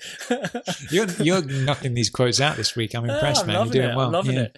So it is obviously played for laugh. And then Boris, he hacks into the US Department of Justice, and there's lots of the Americans are slugheads and all that sort of thing. And he tries to spike them. Now, this bit where he sort of sends a spike back to the FBI... The idea is good, you know, it shows him being this sort of really, really sort of clever computer hacker sort of thing. But this password, so you sit on it, but you can't take it with you. Surely they could have come up with something better than that, man. I mean, it's not the most secure password in the world. No. If I tried to type that in as my Hotmail password, it would say, hold on a minute, you need at least a couple of capitals, some numbers, and a couple of symbols in there. If you're an elite hacker, you would, I don't think chair would have really been the password. But then again, it was 1995, Chris. So it was, way back in the day, I dare say none of us really had internet at that point. Yeah. You know, so maybe in those days you didn't have to worry so much. Even though I'd prefer to come up with something better than the code as well. You know, surely it would be I'm invincible or something. At the very least. Something you know like that. I think. Yeah. But either way, so obviously he doesn't tell Natalia the password. That's the whole thing. So he sort of spikes them. Then he said he's going outside for a cigarette, and as he goes outside, we see the tiger land, and obviously Xenia and Urumov come out, and then the next thing we see, they're going down the stairs, and there's that sort of voice recognition pattern where he sort of says his name, and then they're allowed into to the facility, and like the other Russian soldiers are like, oh shit, Urumov's here, we didn't know, and they obviously like hurry over and what's happened, and he basically says, right, he's timing them to get the access codes because they're going to test fire Goldeneye. And the guy's like, yes, sir. And he sort of runs up and sort of gets it all started and gets the day's access numbers and stuff. But then suddenly, and again, this bit is great. So Urumov just looks back at Xenia, and you just hear the click of a machine gun, and then she just basically goes on a killing spree while getting off on it completely, doesn't she? Yeah, she's a troublemaker, isn't she? This one, I think Xenia, man, she is an absolute belter of a hench person. Yep. Love it. And nice. I think, obviously there was the thing we discovered in The Living Daylights, wasn't it? There was in Q's list of potential snipers to get what's his name? The Koskov. Russian assassins. She, there was the one that had the modus operandi was by squeezing people with their thighs, and obviously that idea was a little seed that they kept hold of and turned her into Xenia. And Xenia is very much, she's got a bit of Fatima blush in there, very much so, hasn't she? Definitely, and she, I think she's great, man. The fact that she's so into. Like, it's that classic thing, isn't it? If you've got henchmen, you need something to be a bit special about them. You know what I mean? You've either got to have metal teeth. Vargas does not drink. He does not smoke. He does not make love. What does Vargas do? He bloody loves killing people. That's what he likes. And Xenia's the same sort of thing. Although she does love and drink as well. I find it funny that you went straight to Vargas as I was talking about memorable henchmen, because that was an unusual choice. It was a bit. You know what I mean? You got your Jaws, you got your Odd Job, and all those kinds of things, to make them memorable. And she's one of the most memorable, I would say. It's kind of, I feel like once Goldeneye is, give it another 25 years and it's 50 years old, I feel like she has to be up there with the best of them, she is now, squeezing people to death with her thighs. I think she is now, but I don't know, whether in terms of the general public or not, I don't know whether she's there yet, but squeeze them to death with their thighs, just being this like real filth bag when it comes to death and pain. It's like you could, you know what I mean? You couldn't write it even better. It's great. Yeah. Exactly, superb. And then then Ourumov and Xenia set the Goldeneye, the satellite, the Petra satellite, and they set 7i as a target. So obviously they want to get out there pretty quick. But just before they leave, they hear this noise in the kitchen. Ourumov tells her to check it out. So Xenia goes in and basically sees the ventilator shaft is kind of half open. So she basically blasts that and then comes and also gets off on it again. She comes out and tells him that she's taking care of it, sort of thing. And Ourumov steals the Goldeneye. And then they take off in the Tiger helicopter. Now, we haven't seen Boris, but obviously we know that he's been looked after. He's probably squeezed into the back of the Tiger or something like that to get away, maybe. And then we see one of the guards, I think, had pressed an alarm, hadn't they, just before he got shot by Xenia. And then we see three guys getting into MiGs, and the MiGs sort of flying, heading for 7i itself. And then from there we cut to MI6. So this is the first time we see the new building. The new, absolutely. There's no universal exports anymore. There's no little shiny plaque on the wall. It's the balls out. Here's where we live. MI6 building right on the Thames. And obviously that's the real MI6 building as well. So what we have is Moneypenny taking Bond to the Situation Room to see M. Now, I adore Samantha Bond's Moneypenny. Yeah. I mean, I feel like Lois Maxwell just has to be the queen of Moneypennies because she's the original, Yeah. I love Naomi Harris. I think she's amazing. But there's something about Samantha Bond as Moneypenny. There's just this naughty little twinkle in her eye where I feel like if you had enough, if you took her out for a couple of glasses of wine or whatever, loosen her up a little bit. Yeah. I feel like she'd be up for all sorts. What do you think? Well, I was about to say that actually I really like this scene because she kind of avoids Bond's advances. I was going to go completely the opposite direction. But I think you're right. She has got that sort of cheeky thing about her, and she obviously. I think it's a really strong scene for Moneypenny. So we get her sort of saying, she's off on a date to the theatre with a gentleman to the theatre, and Bond is kind of like, kind of saying, what about me and all this, and she's like, this could be sexual harassment and all this, and what's the penalty for that? One day you have to make good on your innuendos. So she's obviously into him, and likewise he's into her, but there is that big flirtatious thing going on. But do you know what I think's been going on there? I think Bond comes in and he's always super flirty. They have such good chemistry. These unbelievable chemistry. Bond have amazing Bond/Moneypenny chemistry. Really do. And I feel like he's come in. He's flirted with her every time. He's led her on and on and on and on. And every time it hasn't hit the payoff. And it's got to the point where she's so pissed off that she's obviously going on a date and she's starting to date elsewhere. Bond comes in and he plays like he's a little bit heartbroken or whatever. Yeah. And she's just trying to make him jealous and draw him out. I think that's what it is. And that's what the innuendos quote means, I think. But what about the line, as far as I remember, James, you've never had me. Well, there is that. I think Lois Maxwell, didn't she say in her self-written Moneypenny backstory, she thought that they had some kind of a bit weekend of a away together or something. That was it. it, wasn't it? Yeah, something like that. And they had a little bit of slap and tickle, but then for professional reasons, they were like, we can't pursue this or whatever. Yeah. So I feel like that's Lois's Moneypenny. Yeah. I feel like it would be the same with Samantha Bond, but I guess not. But do you think they have, have, or do you think they perhaps would potentially, but they haven't as yet? Obviously, her saying that line, I think is pretty safe to say that they haven't. This version of Moneypenny hasn't, but you know, there's still obviously that attraction there between them. And like I completely there. That chemistry is sparkling between those two. It really is. And again, great dialogue. That scene, this film is full of scenes with brilliant dialogue, and that's another one. That is a great introduction to Moneypenny as well. Yeah. And I tell you what, I think when you think of like the times and what you have to do to update Bond to be relevant to the new generation, I think what they're doing there is obviously you had quite an old school Bond in License to Kill. We're south of the border. It's a man's world. There he is smoking away. It's the 90s now. We've taken a step forward. There's the new head of MI6 is a lady, and all that kind of stuff. It's this modern world, sexist, misogynist dinosaur, which is coming right up in a minute. All that kind of stuff. Yeah. And I feel like this is like the modern day as of 1995. It's kind of like, you can't be this dinosaur anymore, Bond. This is the modern world. We've got, a lady's running MI6, blah, blah, blah. And it's just playing on that without neutering Bond, which I think is very important.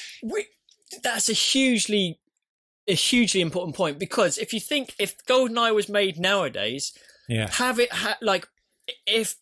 the build up to Goldeneye had been continued in that sort of form until nowadays, and then suddenly we rocked up with a female M, Moneypenny being all sort of, quite strong-willed and not sort of giving in to Bond and all that sort of stuff, everyone would be saying, it's all the me time stuff and all this. But no, Bond was doing that sort of stuff way back when. Like we said, all back in 95, Bond was like ahead of the game.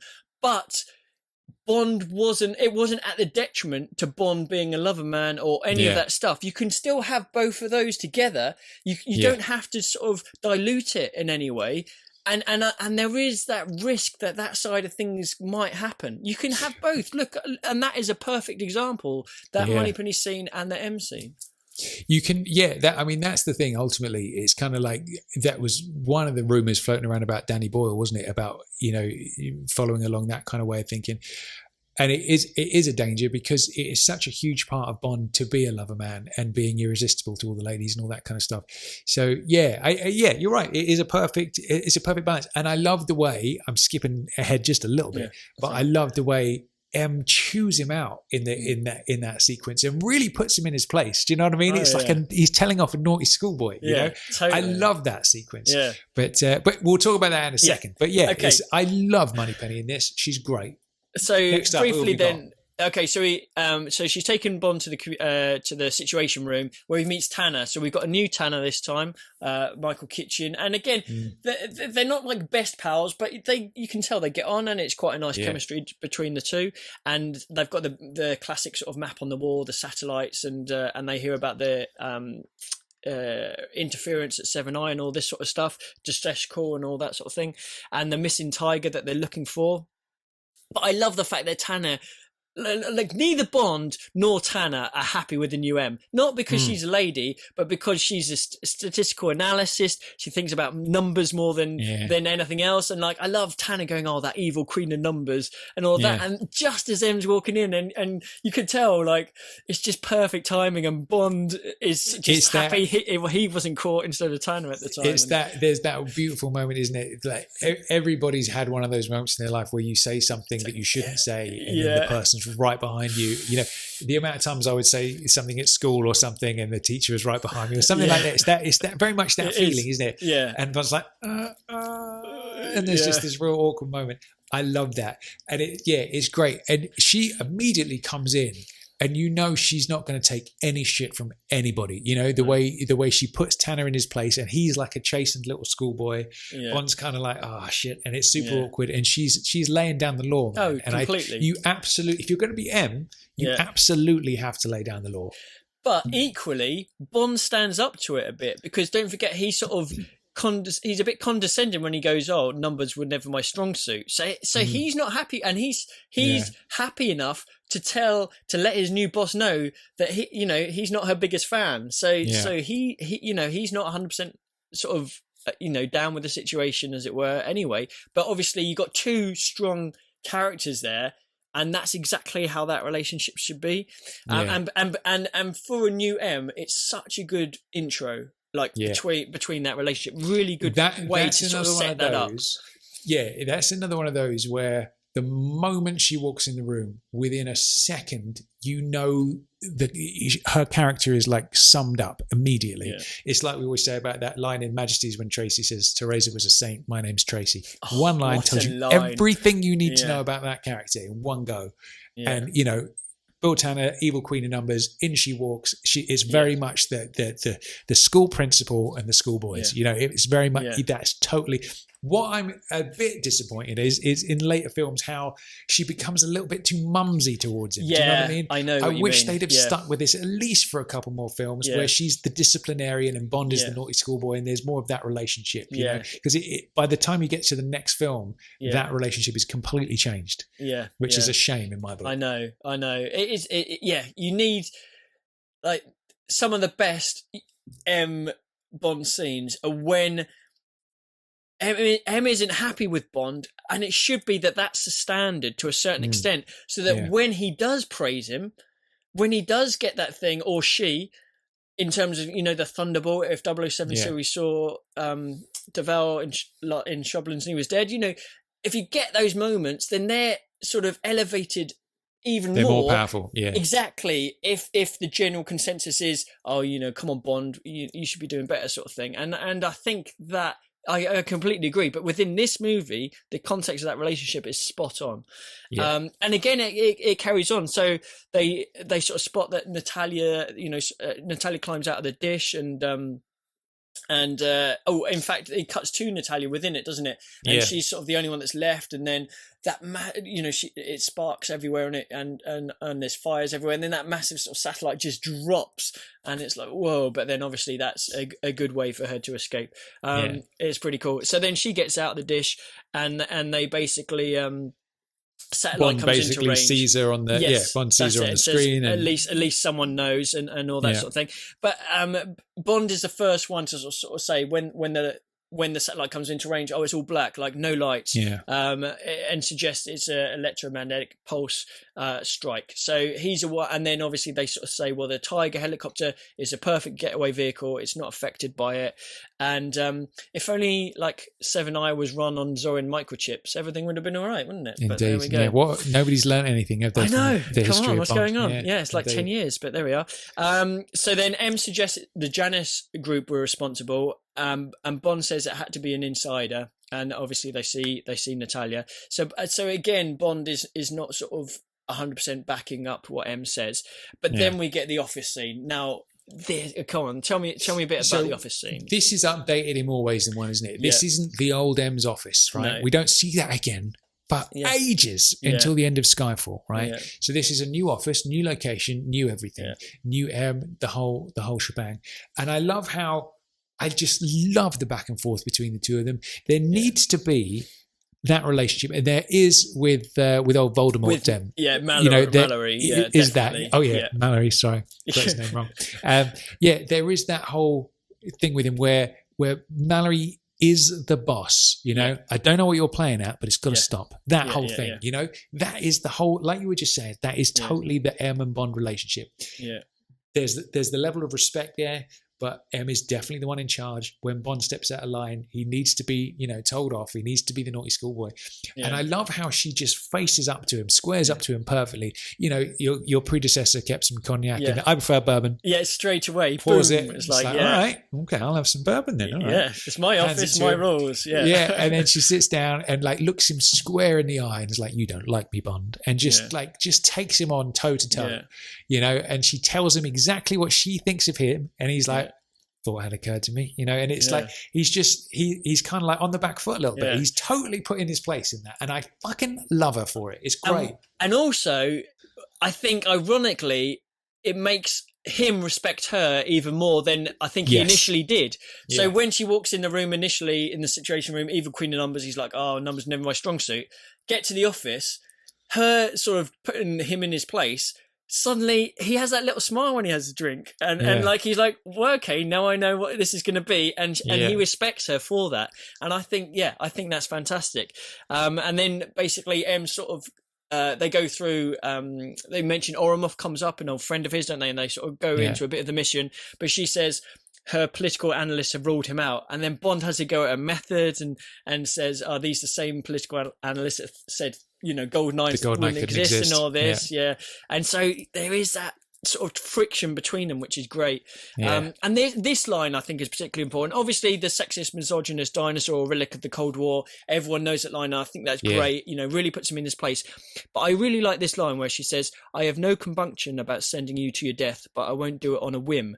And I think that is a really good way of telling Bond how she works and and how it's going to be while she's his sort of boss. And I really like that line.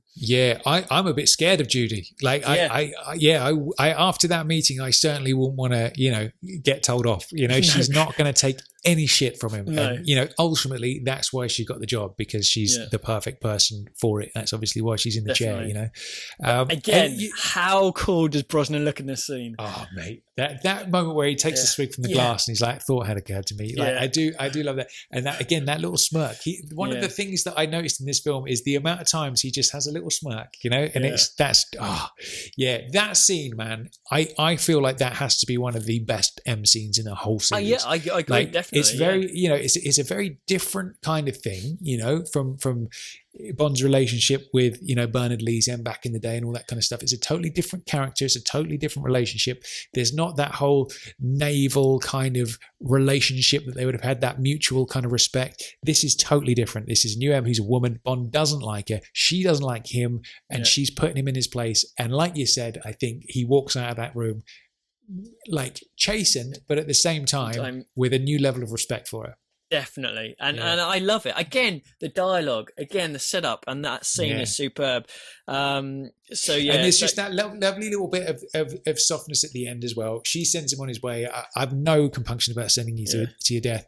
And then just as he's walking out the door, she's like, Bond, come back alive. Yes. That's a lovely, that's just that little touch of warmth. Yeah, exactly what I was going to say. And that's superb. And there's a bit where, well, there's quite a line where she says, she doesn't want it. She wants him to find Goldeneye, but not to run off on a personal vendetta. Yeah. That could be alluding to the whole Felix thing and License to Kill. Might be a little bit of a throwback line. Yeah, and she tells Bond he's not to blame for 006's death. So she knows, she's read up a report on Bond. She knows what's happened in his previous, 9 years ago. She knows that he thinks he's responsible for 006. So we've had all this sort of really tough sort of byplay between the two, and then at the end she lets him know that she knows who he is, she knows what he's experienced, and then that come back alive. Beautiful, lovely, love that beautiful scene stuff. So much. Absolutely, definitely. So that's about where we're going to take it up to today. And I have to tell you, Chris, I am very happy with the film so far. I am very happy with it. I love what they've done with Bond. I love how they've updated him. I love the fact that he's a lover man. I love his relationship with the Moneypenny. I love his relationship with him. I love Bill Tanner as well. I think Bill that version of Bill Tanner is kind of who I think. If I don't think of Rory Kinnear, that's who I think of. What are your thoughts on that? Yeah, I mean, I think he and Brosnan have good chemistry as well. But like you say, they are kind of like the schoolboys within the organisation sort of thing. And I think that works, definitely. It's a great great turn of that. So overall then, I mean, for me, I've been loving it. I think this sort of first third of Goldeneye is so strong.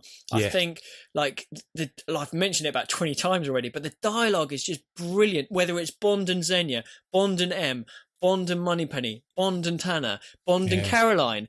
You've got that brilliant bungee jump at the start. Okay, the end of the pre-titles maybe not so much. You've got that intrigue with 006 sort of initially, and then it just hits you with the classic elements, like we said before. You got the DB5 and all that. And And yeah, I think it's a heck of a strong opening third for this film. And I know you mentioned the music, and that's something which is obviously comes and goes. But for me, the third portion of the film, the music is not so bad compared to some other parts of the film. But it does settle down a little bit somewhat. Yeah. But yeah, that's all I'll say about that for this part, for this portion of the show. So very nice. Yes, I think ultimately, you know, you have to, when you introduce a new Bond, you've got those. Well, not even when you introduce a new Bond. Let's just take a look at where Bond is at this point of the game. There have been several times in the history where it's like Bond could have fallen apart. You know, there's that whole thing of, you know, Connery leaving. It's like, shit, okay, everything goes in the next film. And of course, there was a bit of stumbling around that area. It wasn't like it immediately caught fire again and stuff.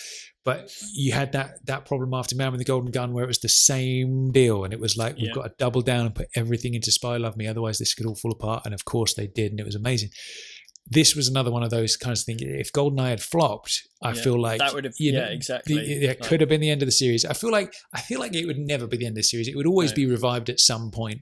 But you know, it would have been a while, I think, before we see another Bond film. To be fair, there was a lot of pressure on Eon, on Brosnan himself. You know, I think everyone involved felt that pressure, Judi Dench and everyone like that.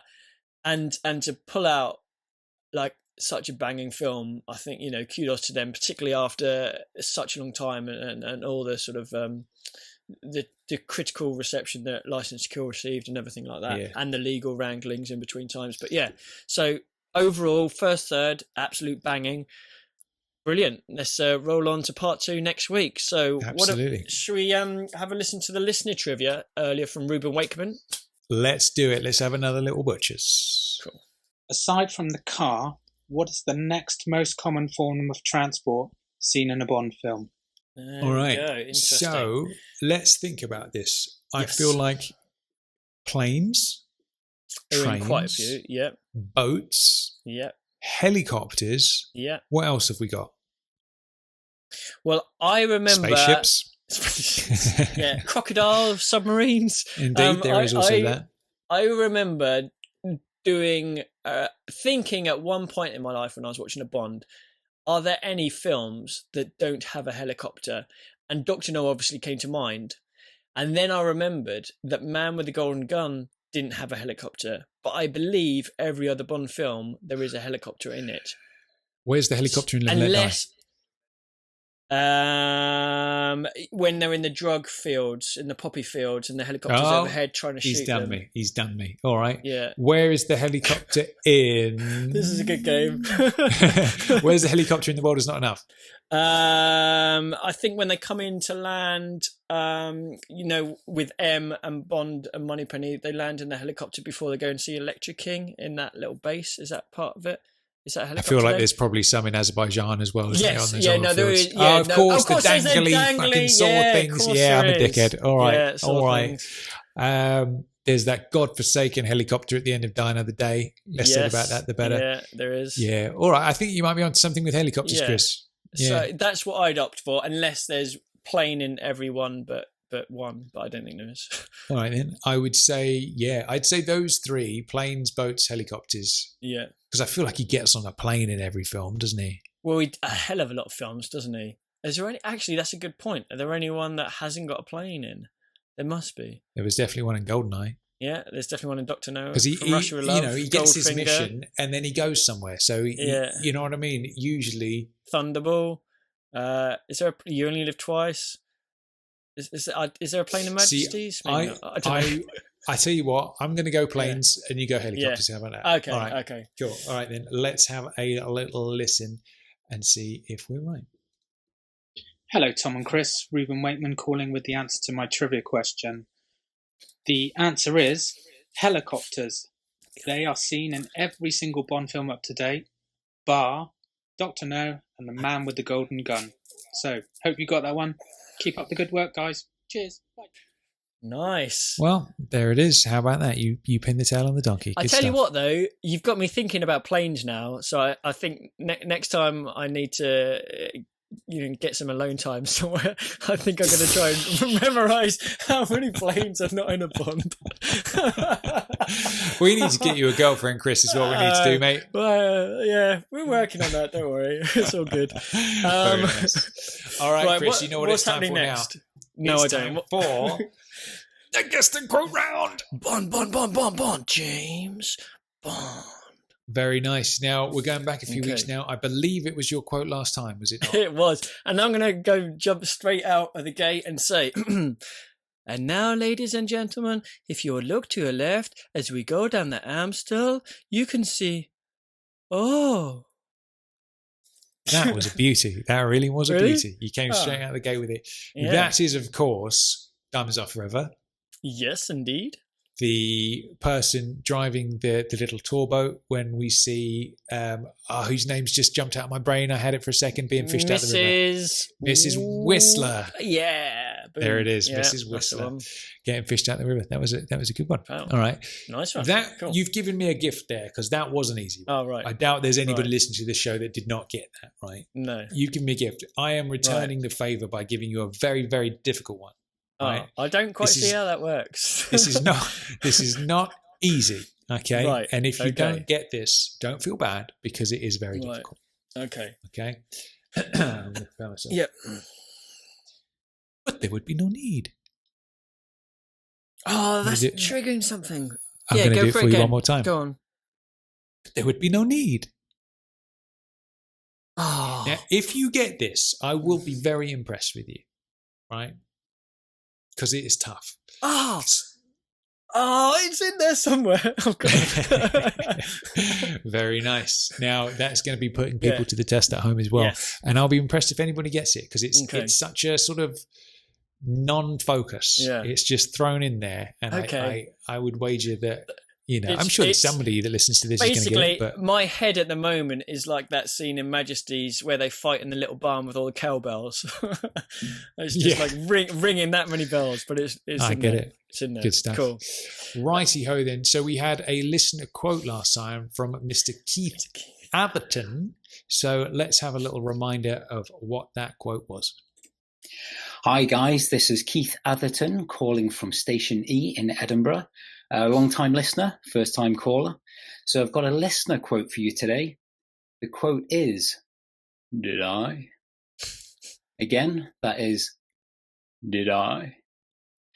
So best of luck with the quote, guys. I'm sure it's pretty straightforward for you. Speak to you soon. Cheers. Nice. Ooh, Well, I'm going to that's let a- you take that's- this one, Tommy. That's a tricky one, mate. I don't know. I'm going to just disgrace myself with this one. That Go is, on of then. course, the late great Sir Roger Moore in Moonraker when they're doing the pigeon shooting. And Drax says to him, "You missed, Mr. Bond." Did I? Oh, Beautiful such a good line. Nice one, Keith. Excellent stuff. Innit? Okay, so we have a new listener quote this week, and the new quote is from Mr. Jamie Cunningham. Should we have a listen? Let's do it. Hi, Tom and Chris. This is Jamie calling you from Bristol here in the UK. I'm a long-term listener, first-time caller, and I'm calling you with a listener quote. So here goes. Inspired, sir. I'll say it one more time just for the sake of it. Inspired, sir. I'll call you back shortly with the answer. Fab. All Nice one, right. Jamie. Yeah, I'm quite confident. I would say, we might be approaching this particular era in the near future. Yes. I think that But, might yeah. be along the right lines. Yes. I That was believe so. that was an excellent performance from Jamie there. Good work, It my old son. was. Good stuff. Cheers, good stuff. Jamie. Nice one. Righty ho then, Chris. You know what it's time for now, don't you? It's time for Who wrote the score for Live and Let Die? Who played Helga Brandt? How did she die? Who wants to stockpile the water in Bolivia? It's Tommy Trivia. That's right. It's time for Tommy Trivia. This is where Chris breaks out the 007 Trivial Pursuit deck and quizzes me on the questions. How many cards have we got left? We've been doing this for a while. I'm well, curious I don't to know see. because I remember. I remember I told you I kept on putting the ones that we've done at the back, so I don't know if we've gone all the way through it, and we're getting to the point where we're repeating them now or not. This is like it's like eternity. It's going to keep going. But I honestly, Interesting. it's hard to remember. But I do think that we haven't reached that point yet.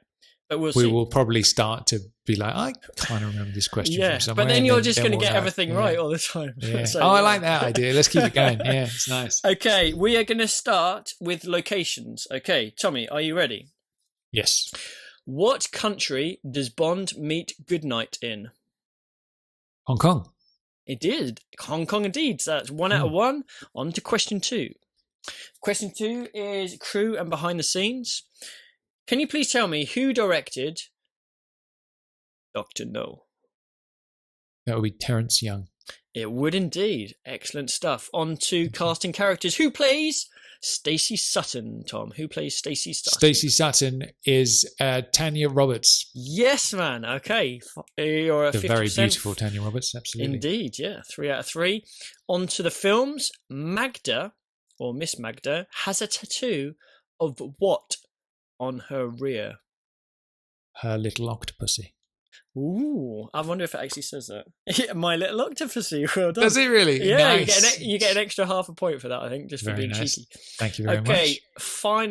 No, 2 more to go, sorry. Onto the vehicles. Why does Goldfinger bring his Rolls-Royce Phantom 3 to Switzerland?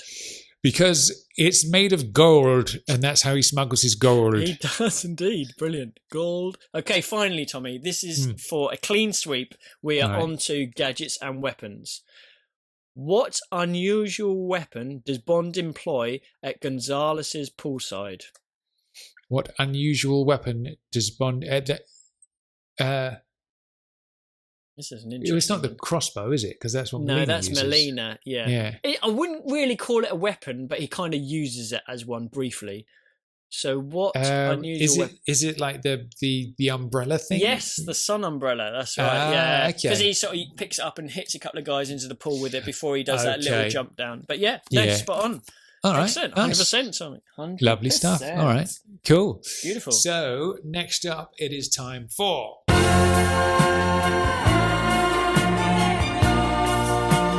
It's the music cue.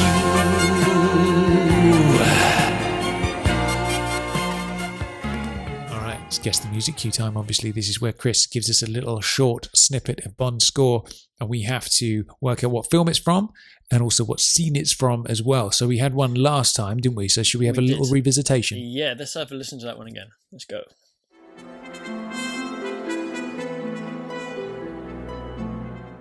All right. Okay. This is tough, but I Yeah. think I'm on the right track. Okay. Can you Is hit it- me with a film or Is it License to Kill? Yes, it is All right. License to Kill. Well Nice. done. Okay. Useful that we reviewed that recently Yeah, because actually, yeah, I that was Yeah. nice. Now, as to what scene It's a very that tricky is, bit, this one. Very tricky bit, I think. Now, is it anywhere around the Hemingway house? It's actually that area of the film, but it's definitely not that location. Is it before or after that? It's very slightly before that. Very slightly before that. Yeah. So, now If I you can't can remember, in what fact, if you can remember the scene before that, it might be at the start of that scene or early on in that scene. Damn it! You're going to have to give it to me. I've had a brain fart now. So when he's investigating Crest's warehouse, and it's just when he's doing a bit of sneaky Bond, yeah, just before he finds the drugs in that sort of drawer that slides out and stuff. Yeah, just around Nicely, then. It's just when he's nicely sneaking done. around. But yeah, you had that you were in the right ballpark of the thing, and you got the film, so half mark for that. Thank you very much. Definitely. I appreciate the half mark. So, have you got a new one for us this week? Well, I've got a very special music cue this week because Ooh. actually I didn't do this one. This is from one of the listeners, JBR listener Chris Hayes. So we've got a music cue from Chris Hayes this week. So should we have a listen to that and see what you think? Let's do it. Okay.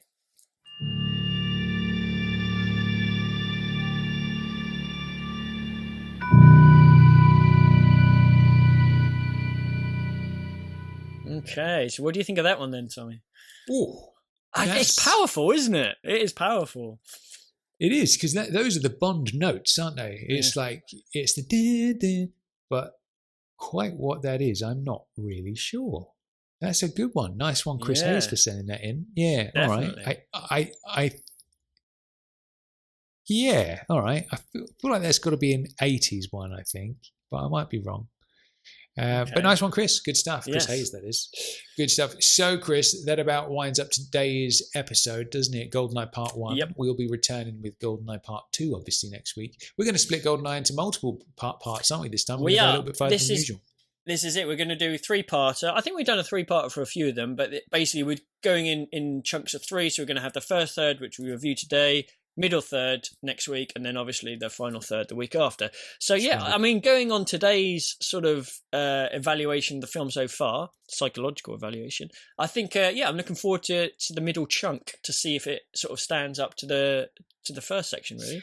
One of the common things a lot of people say about films, isn't it? It's like, oh, the first 2/3 of the film were great, and it was the final third, it all just fell apart. You know, that's a typical review for a lot of people. So I'm curious to see what the larger JBR family feels as we go through the chunks of the film. I feel like there are minimal complaints for this first section. I think they really nailed it without the obvious things like the score and the plane stunt at the beginning being a little bit too much. But other than that, I feel like it's pretty on the nose throughout this whole first third of the film. Definitely, man. Excellent stuff. So we'll be back next week then with part 2 of GoldenEye. All right, until then, I've been Tom Sears. I've been Chris Wright. And James Bond Radio will return. We'll see you next week, guys. Bye. Bye.